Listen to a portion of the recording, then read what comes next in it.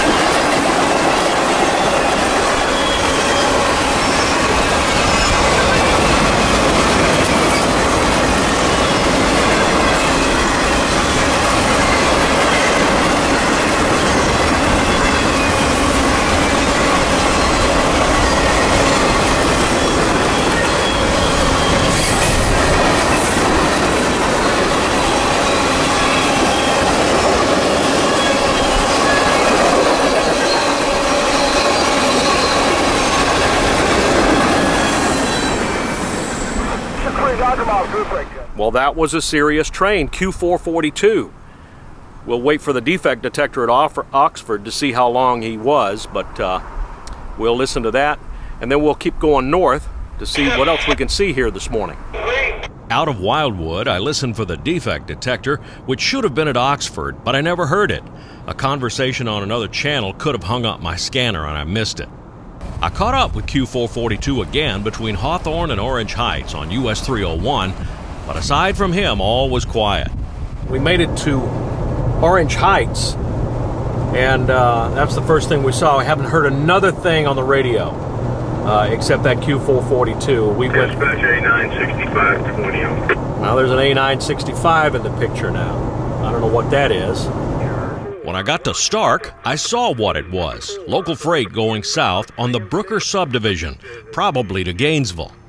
I U-turned it back south on 301 and took a 2-lane road to the west. County Road 227 south to Brooker. I don't know this territory very well, but I figured I could beat him down to the tiny town of Brooker. Brooker, Florida is the kind of place trendy city dwellers like to call Old Florida. To me, it's just Florida. Before Walmart, before Starbucks, Chipotle, rooms to go, Chili's, 8-way intersections. Well, you get it. I wheeled into the grassy area next to the old Seaboard Depot in Brooker. It was just the way it was when I was last here, 10 years ago. Old Florida. In another 15 minutes, here came A965. Mystery local to somewhere around Burnett's Lake or Gainesville, I didn't know.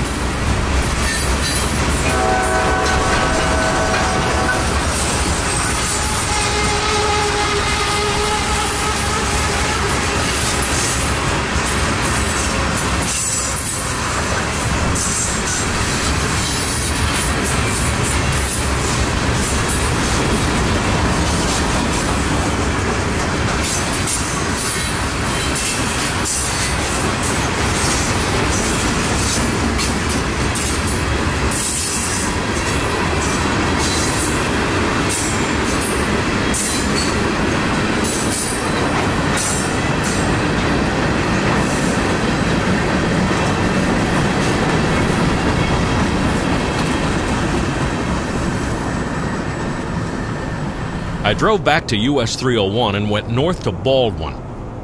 I turned east on US 90 while listening to some mystery train turning the corner from the Callahan side to the SP line to Jacksonville. T471 16, lead engine 559, approach medium, White House Road, main north. All right, so we now know this is T471 that we're chasing. Orlando Cole. He came south there on the Callahan sub, took a left-hand turn at Baldwin on that new connection track, and now he's going back north or east toward West Jacksonville. So the question now is, does he stop at West Jacksonville and change crews, leave the train there, or does he change crews maybe and then pull it all the way to Orlando? That's what we're going to find out between now and then. I got to West Jacksonville in the blazing afternoon heat and set up for T471. CSX is putting new signals on a new cantilever here and all over this territory. I'm sad to see those old signals fall because they've been here for my entire life. But it is exciting to see new investment and modernization in the railroad. In half an hour, up came T471, creeping in and taking that yard lead here at West Jacksonville. The lead engine caught my interest. This old AC-44CW had a crazy horn that sounded like one or more of the chimes weren't working. And that bell. Listen to the clapper in the pneumatic bell. You can hear the plunger releasing on each ding. I only recently learned that these things are driven by air pressure. I always thought it was an electric motor turning a wheel that pulled a cable attached to the clapper.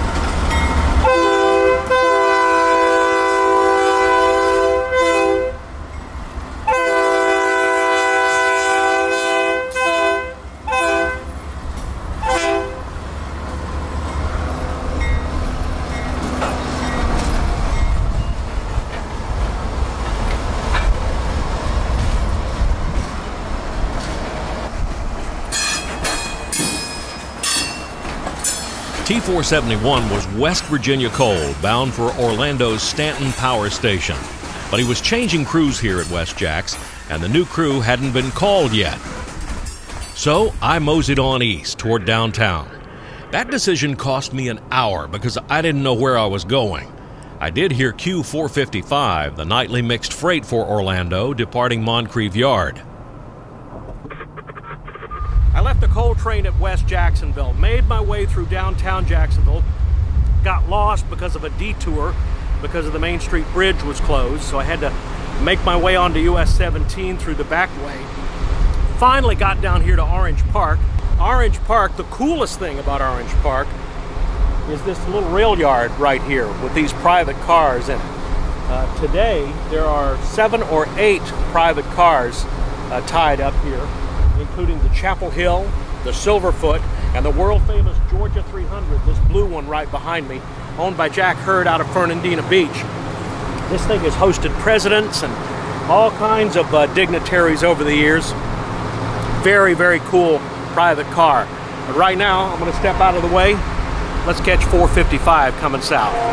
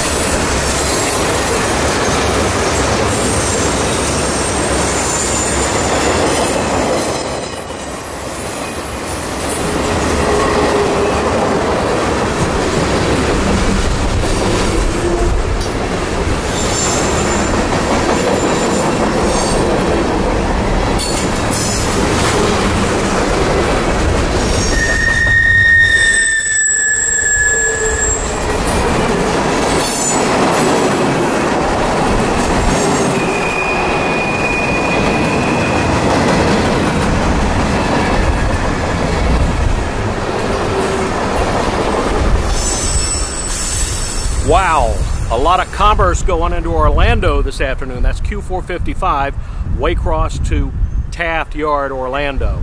And man, he was booking it right through here on this big curve at Orange Park. All right, next up, I hope, Auto Train, and I'm not sure what else, but we're gonna keep moving down the A line to see what else we can find.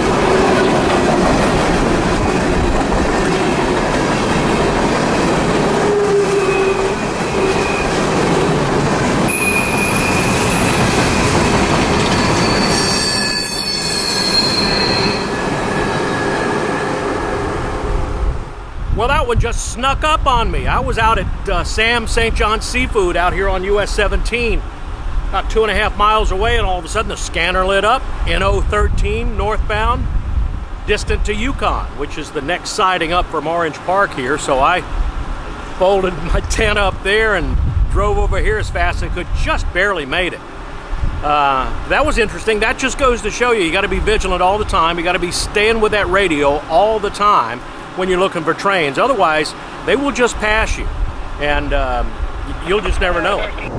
And we won't see Auto Train today. I was coming over the bridge just south of Green Cove Springs here, and all of a sudden I hear 52 on the radio, and about a minute later I look out in the woods to my right, and there he is, flying north at about 1 jillion miles an hour. So I leapfrogged around Q455, the southbound, up here to the north end of Satsuma.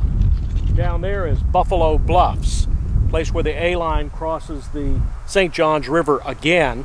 He's got to cross the river there, and he's down in the valley. He's got to come back out, so he should have it pretty well cranked up when he gets by me here. Yes, this is the same Q455 we saw up at Orange Park, but he's not flying downhill here. He's got those two GEs wide open to lug that heavy train up and out of the St. Johns River Valley.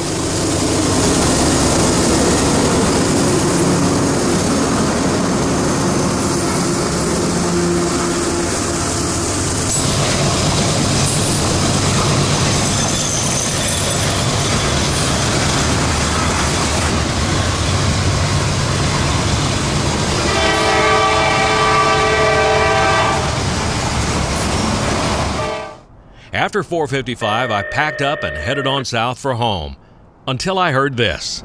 55 JA, over. There you are. Go ahead, over. All right, it's 455 20. We're stopped here in between the switches here at Seaville on the main track here. I'm having some engine trouble. I noticed my pressure started dropping on the rear. I just went ahead and came to a stop, and showing that my BRP is too hot. I guess the engines are getting hot or something. I want to call mechanical and see if we can reset this thing and see if we can get this leading engine back loading over. Since I was right there, I stopped at the south end of the siding to see what the trouble was. It took only about 8 minutes, and then... This is Q455 20. We got everything reset here. I don't know how long it's going to last. Copy that. Let's put it to work. Signal indication. Okay, here we go. Thank you. Thank you. Say dispatch route.